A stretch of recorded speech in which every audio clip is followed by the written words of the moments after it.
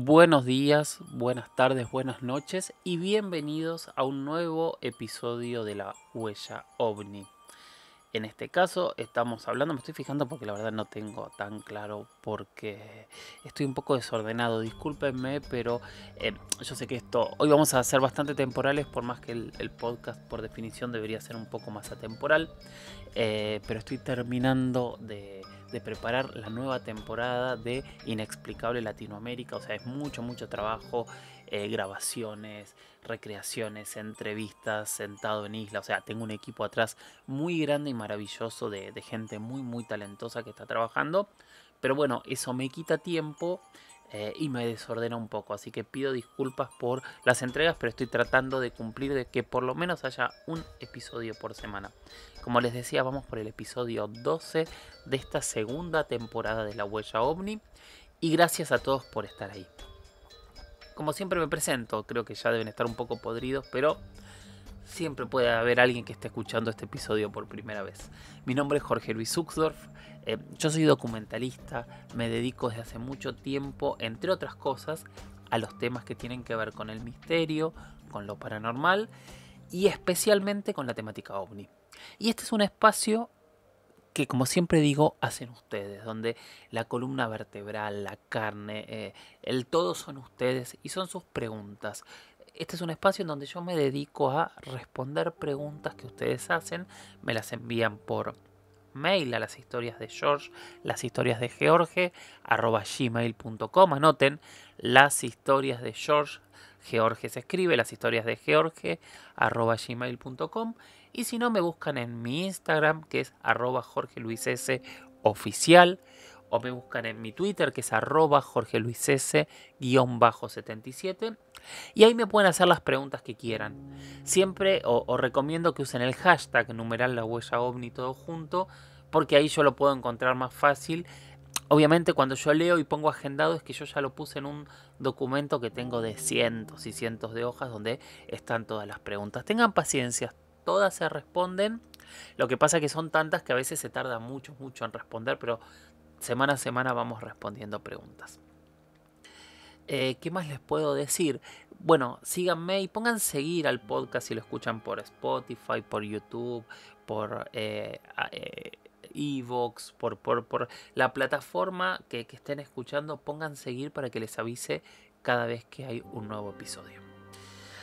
Bueno, antes de empezar a responder preguntas y demás, me parece que hay un tema del que quiero hablar, que todavía nadie me lo preguntó, aunque sí tengo un montón de menciones y retweets, sobre todo en mi Twitter, que es lo que ocurrió este martes. Para ser claros, estamos hablando del martes 17 de mayo del año 2022, porque no sé qué día realmente están escuchando este episodio. Que fue que por primera vez en la historia, el Congreso de los Estados Unidos realizó una audiencia pública para hablar el tema de los ovnis, el tema de los fenómenos aéreos no identificados. Es algo que sabemos que Estados Unidos está hablando públicamente desde hace un tiempo. Esta vez dos personas muy importantes, que fue el responsable de los servicios de inteligencia del Pentágono, Ronald Moultrie, y el subdirector de inteligencia naval, Scott Bray, fueron los responsables de hablar nuevamente ante el Congreso de los Estados Unidos y responder preguntas sobre qué está ocurriendo con el fenómeno OVNI y qué pasa con esta nueva comisión, esta nueva oficina de investigación que crearon. Entre otras cosas, dijeron que hay más de 144 casos que no saben qué son, grabados desde el 2004, que la mayoría de estos casos fueron tomados con múltiples instrumentales. Esto significa que seguramente son objetos que se vieron con vista simple, que fueron leídos en radares o que fueron tomados por cámara FLIR o que fueron leídos por diferentes instrumentos de análisis y lectura. O sea, eran elementos que existían, no eran, por ejemplo, errores de ópticos, por ejemplo, o cuestiones que no se conocen. Segundo, reconfirman que no entienden qué tecnologías son y realmente están desconcertados en el tipo de movilidad que tienen, en que no se les ve ningún tipo de propulsión, en la velocidad que cambian. O sea, ellos lo que dicen es, no hay tecnología terrestre conocida capaz de hacer lo que le vemos hacer estos objetos. ¿Serán extraterrestres? Obviamente esa pregunta estuvo y es interesante la respuesta que dieron. Ellos dijeron, nosotros no podemos descartar, pero tampoco podemos confirmar que sean extraterrestres. ¿Por qué es importante esto y por qué quería abrir con esto? Ustedes saben que si bien no lo dije en la intro, pero ya los vengo machacando hace tanto tiempo con esto. Machacando es, perdón para todos los que me escuchan de otros países, es un argentinismo, les vengo diciendo y planteando y les sigo marcando todo el tiempo que yo no me caso con verdades absolutas. Yo no compro ninguna verdad que me dé la explicación absoluta de todo. Yo, desde que investigo estos temas hace más de 20 años, tengo cada día más preguntas y cada día menos certezas. Y ese es el camino que yo encontré más honesto para hablarles desde esto. Yo no sé si son extraterrestres, pero siempre he insistido que los ovnis existen. ¿Por qué? Porque he tenido en mis manos cientos de informes secretos, porque he hablado con realmente miles de testigos calificados que van desde pilotos de avión a militares, a astrónomos, a astronautas, a diferentes personalidades que realmente se han encontrado con objetos que no saben qué son. Y tercero, porque todas las pruebas que hay demuestran que estos objetos están en el cielo, y es interesante que lo hablamos siempre aquí, pero cuando nos vamos hacia atrás vemos que también están en el pasado. Hace mucho tiempo que hay objetos dando vueltas sobre nuestras cabezas y no sabemos qué son. ¿Por qué no se había admitido antes tan públicamente la existencia de ovnis? Que obviamente, yo recalco esto, WAPs se llaman ahora para esta nueva gestión administrativa. A mí me gusta decirles ovnis, qué sé yo, no sé, tal vez después empecemos a cambiar y ayornarnos, pero la realidad es una cuestión de moda, o sea, la explicación sigue siendo la misma, son objetos que están volando y que no sabemos qué son. ¿Por qué están ahora hablando desde Estados Unidos de esta manera? Cuando yo hablaba con militares, con expertos, con gente que participó del Disclosure Project, que tal vez algún día, si ustedes me lo preguntan, hablaremos de él, ellos siempre decían que Estados Unidos, ellos pensaban que no admitían que el fenómeno existía porque era admitir que no tenían control sobre algo que estaba sobre su territorio. O sea, era algo ilegal, porque conceptualmente un ovni no tiene autorización legal para entrar en territorio de ningún país, y que no tenía ningún control. A eso, personas que creo que hoy empiezan a ser cada vez más importantes, como Enrique Colbeck, que es un controlador de tráfico aéreo mexicano, que ya lo hemos entrevistado en este espacio y que hace más de 20 años que desde su lugar grita estos fenómenos existen y son peligrosos para la aviación, que fue otra de las conclusiones. Entonces, estoy un poco disperso, discúlpenme, pero yo creo que tiene que ver con la falta de... con no querer admitir que no hay control. Y entonces, ¿por qué hablan ahora? Yo creo que hablan ahora porque hoy tal vez nos sintamos más cerca de estos objetos si realmente son tecnológicos. Creo que hoy nuestro Dios, nuestro modo de verdad más fuerte es la tecnología. Y la tecnología seguramente nos hace sentir que empieza a hermanarnos con estos elementos. Estamos pensando en viajar a Marte, tenemos cada vez más armas y naves más rápidas, tenemos estas maravillas en nuestras manos que son nuestros celulares, computadoras que antes o no existían o en algún momento ocupaban habitaciones gigantes, hoy las podemos llevar en un pequeño bolso. Entonces, nuestro Dios, la tecnología, creo que pensamos que nos empieza a proteger y al poder tener este Dios tecnología podemos empezar a pensar en estas cosas de otra manera. Se abre un camino y es un camino largo. Y no es que cambió algo, no es que a partir del martes 17 de mayo hubo un cambio para quienes venimos investigando, quienes conocemos o difundimos, como es mi caso, no necesariamente investigo, sabíamos que esto pasaba, sabíamos que esto ocurría, y de hecho cada vez hay más gente que se anima a hablar, cada vez hay más gente que se corre de la burla. Entonces, lo único que ha sucedido ahora es que todas estas voces que hace más de 50, 60, 70 años que hablan, fueron avaladas oficialmente. Creo que eso va a generar volver a escuchar todos los testigos que hubo durante todos estos años. Todas esas personas que para muchos eran locos y que tal vez tienen claves. Yo creo que hay que reinterpretar la historia de la investigación ufológica a partir de este momento, pero sabiendo que en realidad no es que se presentó ninguna prueba distinta, simplemente se confirmó lo que todos sabíamos. Bueno, ahora sí, vamos a empezar con nuestras preguntas y respuestas. La primera pregunta del día la hace Luis Maximiliano Fernández, que dice: hola Jorge Luis, un saludo grande. Soy un fiel seguidor de tu contenido. Gracias, Luis Maximiliano. Tengo una pregunta. ¿No es acaso una prueba evidente del contacto que ha tenido la humanidad a lo largo del tiempo con otras civilizaciones el hecho de que no exista evidencia concluyente del contacto? Queda claro que alguien ha establecido un protocolo a seguir a todas las civilizaciones que hubieran podido llegar a nuestro planeta. Y esto creo que sería lo correcto para no alterar la evolución de la raza humana. ¿Crees que puede tratarse de un comité galáctico que regula los contactos entre civilizaciones primitivas y otras más avanzadas? Porque en mi opinión eso explicaría el por qué los visitantes solo se limitan a observarnos sin establecer un contacto directo. Creo también que dicho comité galáctico tuvo que haber trabajado en complicidad con cierta élite de nuestra sociedad que a lo largo del tiempo siempre estuvo al tanto de todo y ayudó a encubrir la realidad. Bien, Luis, gracias por tu pregunta. Es compleja, pero ahora vamos a empezar a analizarla y obviamente no te voy a dar una verdad porque no la tengo, pero sí te voy a dar mi opinión del tema. En realidad, Luis, para responderte hay como empezar a desmenuzar lo que decís, que es interesante.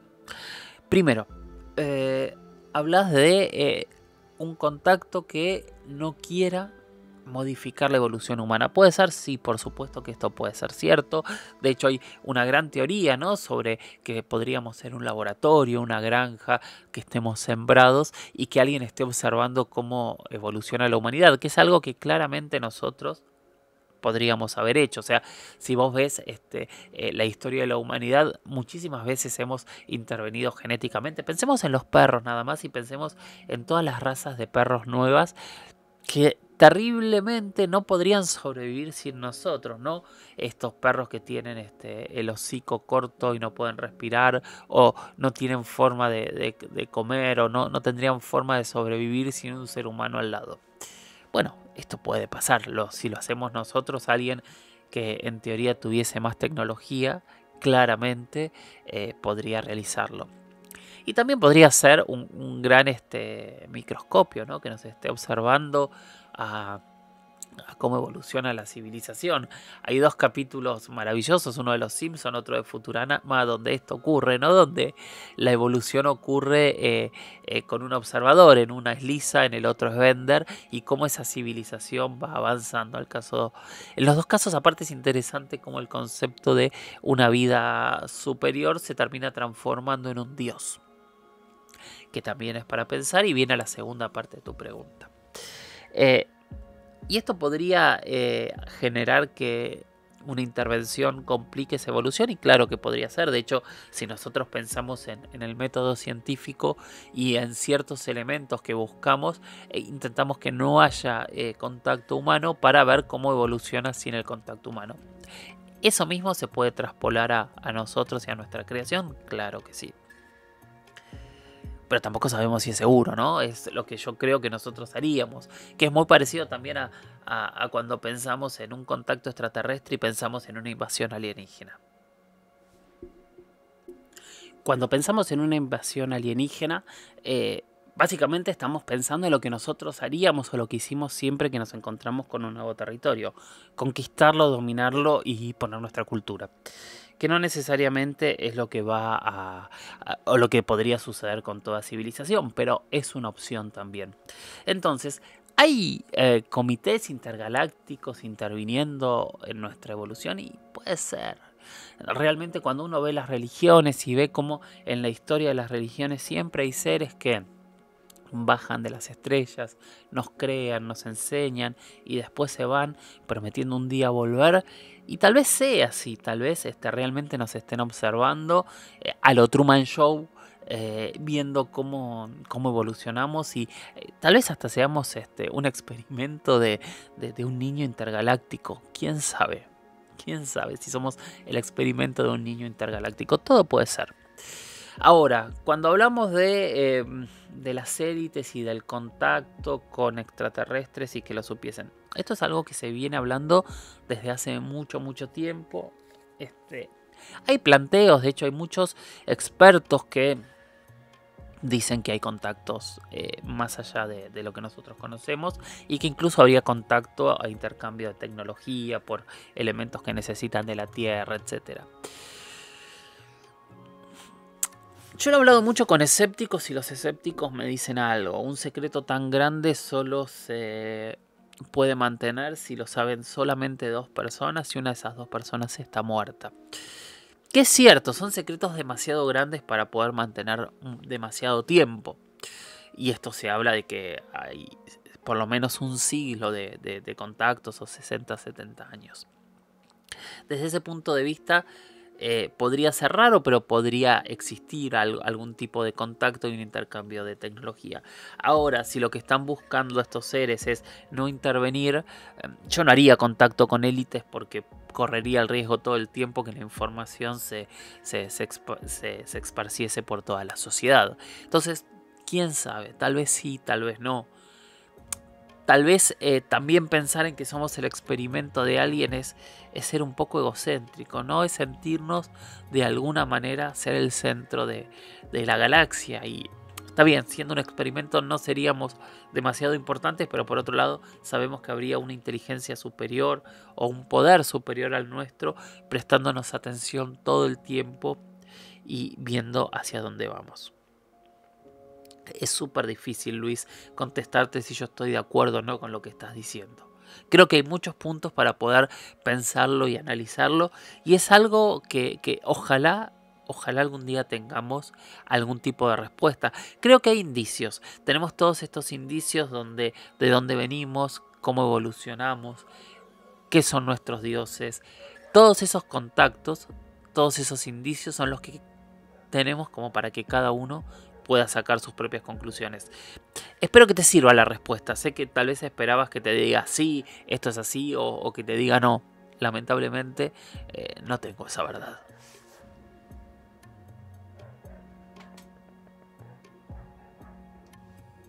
Siguiente pregunta la hizo Guido Musacchiodi. Guido dice: hola Jorge, me gustaría, si en el podcast lo escucho en Spotify, podés hablar de las teorías de los Endras o portales dimensionales y cómo estarían relacionados con los fenómenos ovnis. Bien, vamos a sentarnos bien para empezar a hablar de este tema que es bastante complejo, difícil de entender y que mezcla muchas cuestiones totalmente distintas. Los portales dimensionales son una posibilidad física, una investigación que tiene que ver seguramente en parte con lo que nosotros conocemos, hemos escuchado tantas veces con agujeros de gusanos. O sea, son rupturas en un espacio temporal que nos llevarían a otro lugar.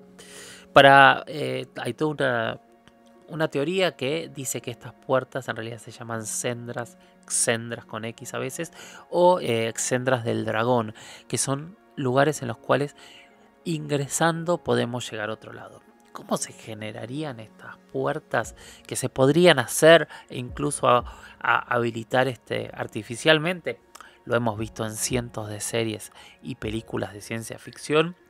Lo que se plantea teóricamente es que una superconcentración de energía generaría poder abrir estas puertas. ¿En qué se podría relacionar esto con los fenómenos ovnis? Bueno, claramente en algo que venimos hablando en los últimos episodios bastante, que son las distancias. Nosotros sabemos que estamos lejos de todo. Por ejemplo, esta semana leía que están haciendo una reparación en la Voyager 2, que está saliendo del sistema solar, y que están tratando de reparar un problema de recepción que tiene en una de sus antenas. La comunicación, que va a velocidad luz, tarda 24 horas en llegar a la sonda y 24 horas en regresar a la Tierra. O sea, la comunicación tiene un delay de 48 horas.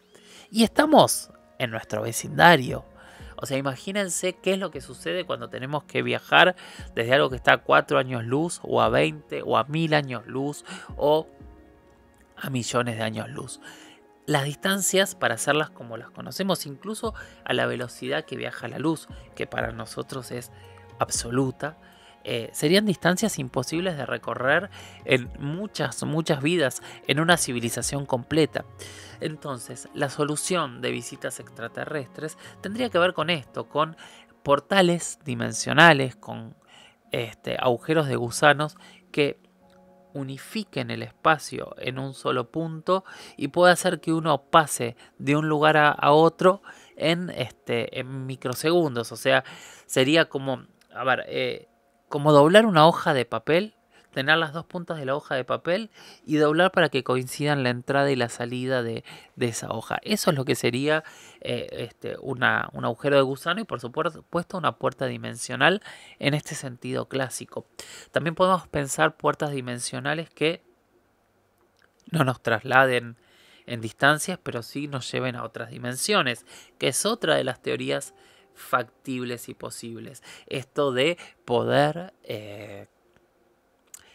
convivir con gente o con seres que no conocemos, que no estamos viendo, pero que siguen estando en nuestro mismo espacio. Esa sería la segunda opción, que es tan posible y tan interesante como la primera. Realmente no sabemos qué es lo que ocurre con la posibilidad de vivir en este mismo espacio, en otra dimensión. Después se sigue ampliando el tema de las líneas y teorías a la unión entre dos portales, y esa unión entre dos portales para muchos investigadores es lo que se llamaría las líneas Ley, las líneas Babic, que son diferentes líneas que funcionarían como meridianos y paralelos que estarían por todo el planeta y que por estas líneas de energía es de donde se moverían algunos de estos objetos yendo de un portal a otro. Casi como un desvío en una autopista. Y de hecho es interesante como muchos de estos investigadores hablan que estos portales estarían sobre lugares que para diferentes civilizaciones humanas o son sagrados o son importantes o son de renombre. Entonces se habla de que en ciertas construcciones mayas habría portales, que cerca de las pirámides habría un portal, que en Stonehenge en Inglaterra habría un portal, que en estos lugares donde la antigüedad consideró de alguna manera sagrados y no sabemos por qué, es donde también estarían estas puertas de entrada y salida. Hay muchos investigadores, muchos contactados que hablan de infinidad de portales y de hecho esto de poder abrir y cerrar tecnológicamente portales a discreción. Entonces muchas veces también plantean que lugares de muchísimos avistamientos, según ellos, no según yo, sería porque hay algún portal en donde hay cierto tráfico de algún tipo de civilización que entra y sale. Quedará en cada uno saber si esto es real y si estas civilizaciones serían agujeros de gusanos y vendrían de otros lados de las galaxias o de otra galaxia, o simplemente son agujeros que nos llevarían a otra dimensión. Eso es un portal dimensional o un Sendra, y eso es posible. es posible. Realmente, obviamente, por la ciencia no está comprobado al día de hoy, pero sería nuestra única posibilidad de poder viajar lejos. Así que sé que hay mucha gente trabajando para ver qué ocurre con esto.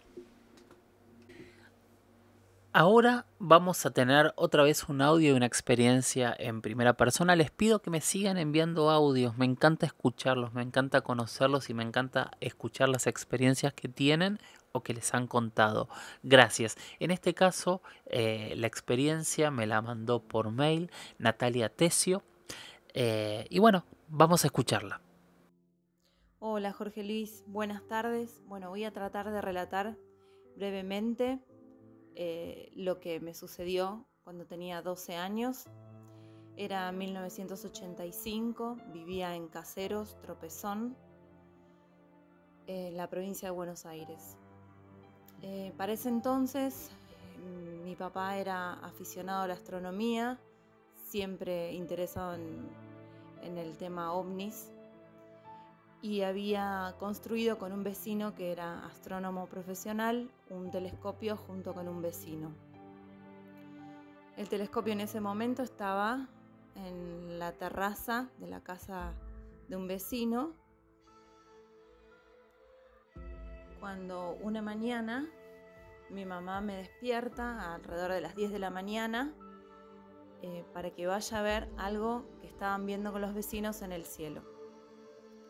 Era una mañana clara, soleada, y bueno, todos los vecinos pudimos ver un objeto en forma oval y lo que parecía tener una antena muy grande hacia arriba y una hacia abajo. La antena para arriba tenía una luz muy brillante. Hasta ahí fue lo que pudimos observar nosotros.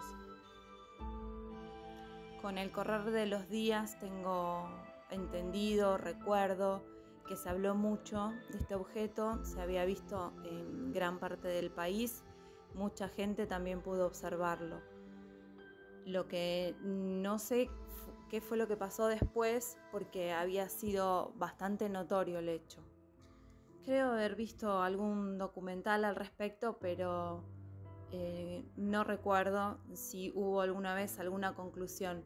No sé si recordás particularmente esto que te estoy mencionando en este momento. Gracias Natalia por tu experiencia. Yo me imagino por lo que estás diciendo, que estás hablando de ese ovni del 85, que justamente y casualmente, porque yo nada, voy armando todo, pero es casual, hablamos en el capítulo anterior, ¿no? Este objeto que se vio en la ciudad de Buenos Aires y en la provincia de Buenos Aires durante todo un día en septiembre de 1985, y que después terminaron explicando que se trataba de un globo sonda. Pero bueno, en el capítulo anterior hago una explicación de muchas cosas que se vieron ese día, y yo hice un documental sobre eso que es parte de la serie Contacto Extraterrestre. Y bueno, como siempre les digo, gracias a ustedes por estar ahí. Síganme en el lugar de podcast donde me estén escuchando para saber cuándo hay un nuevo episodio. Pónganme a seguir también en mi YouTube. Escríbanme en las redes, a veces tardo un poco más en contestar, pero siempre trato de responder. Y gracias por estar ahí y gracias por las preguntas. Sigan enviando preguntas, sigan enviando dudas, conclusiones, y creemos este espacio entre todos. Gracias. Y mientras tanto, lo que digo siempre, sigan capacitándose, sigan pensando, sigan mirando a las estrellas, como hacían nuestros ancestros, los primeros seres humanos. Sigan preguntándose qué hay ahí, sigan buscando sus propias conclusiones, sigan buscando argumentos, y tal vez todos juntos algún día tengamos una respuesta. Gracias por estar ahí y nos escuchamos en la próxima. Chau, chau.